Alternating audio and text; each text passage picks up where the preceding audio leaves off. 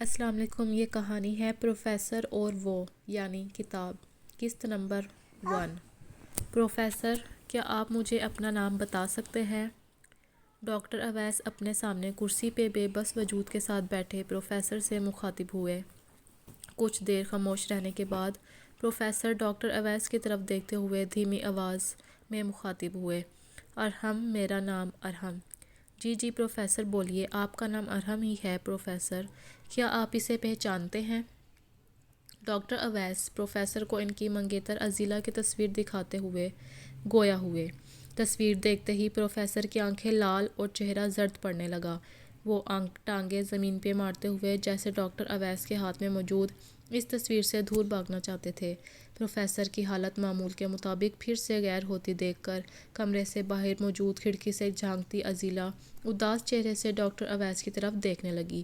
آپ پروفیسر کے سب سے قریبی دوست تھے، اس رات آپ پروفیسر کے ساتھ تھے نا؟ ان کے ساتھ ایسا کیا ہوا تھا جو آپ جانتے ہوئے بھی مجھے نہیں بتانا چاہتے؟ عزیلہ سوالیہ نظروں سے ڈاکٹر اویس سے مخاطب ہوئی۔ آپ جانتی ہیں کہ اس سوال کا میرے پاس ایک ہی جواب ہے، اور وہ یہ کہ پروفیسر اپنی کہانی مکمل کرنے کے لیے ایک ایسی لڑکی کی تلاش میں تھے جو کہ 5 سال پہلے ایک حادثے میں مر چکی تھی۔ میرے لاکھ سمجھانے کے باوجود انہوں نے اس لڑکی کا گھر کھوج نکالا۔ جب میں پہنچا تو پروفیسر مجھے اس حالت میں ملے۔ ڈاکٹر اویس عزیلہ کی طرف دیکھتے ہوئے ہم کلام ہوئے۔ عزیلہ معمول کی طرح اپنے سوال کا ایک ہی جواب پا کر ڈاکٹر اویس کو شک بھری نگاہوں سے گھورتے ہوئے اٹھ کھڑی ہوئی اور اپنا بیگ اٹھاتے ہوئے دفتر سے باہر چل دی۔ رات کے 11 بج چکے تھے۔ ہسپتال کے مینٹل وارڈ میں رقص کرتی گہری خاموشی کے ساتھ ہلکی دھیمی روشنی جل رہی تھی۔ ہسپتال کے ہال سے گزرتے ہوئے عزیلہ کو پروفیسر کے کمرے سے وہیل چیئر کے گھومنے کی آواز سنائی دی۔ عزیلہ پروفیسر کے کمرے سے آتی اس آواز کو ڈاکٹر اویس کے کہنے پہ کئی مرتبہ اگنور کر چکی تھی۔ وہ اپنے ارد گرد کسی کو نہ پا کر آہستہ آہستہ پروفیسر کے کمرے کی طرف بڑھنے لگی۔ کچھ ہی دیر میں اسے فون پہ بات کرتے ہال کی طرف بڑھتے ڈاکٹر اویس کی آواز سنائی دی تو مینار کے پیچھے چھپ کھڑی ہوئی۔ ڈاکٹر کے گزرتے ہی وہ اپنے قدم پھر سے پروفیسر کی طرف بڑھانے لگی۔ کمرے کے قریب پہنچتے ہی اس نے اپنے موبائل کی ٹارچ آن کی تو اس کی نظریں پروفیسر پہ پڑی جو کہ نگاہیں اٹھاتے ہوئے اداس چہرے سے عزیلہ کو دیکھنے لگیں۔ پروفیسر کو اس طرح اپنی طرف دیکھ کر عزیلہ کے چہرے پہ حیرانی کے آثار چھانے لگے۔ کچھ ہی دیر میں پروفیسر کے کمرے سے فون کی رنگ ٹون کی آواز سنائی دینے لگی۔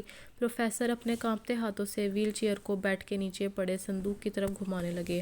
پروفیسر کو بیڈ کی طرف جانے کی کوشش کرتا دیکھ کر عزیلہ کو محسوس ہونے لگا کہ پروفیسر جیسے اسے کچھ دکھانا چاہتے ہوں۔ پروفیسر کانپتے ہاتھوں سے جو ہی وہیل چیئر کو آگے لے جانے کی کوشش کرنے لگے، ہاتھ پھسلا اور نیچے گر پڑے۔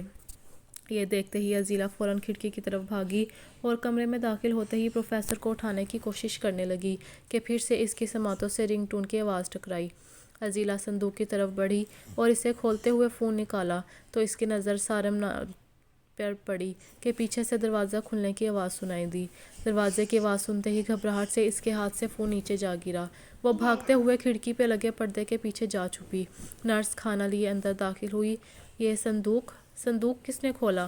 اس کی نظر کھلے صندوق اور فون پہ پڑی تو گھبراہٹ میں خود سے ہم کلام ہوئی۔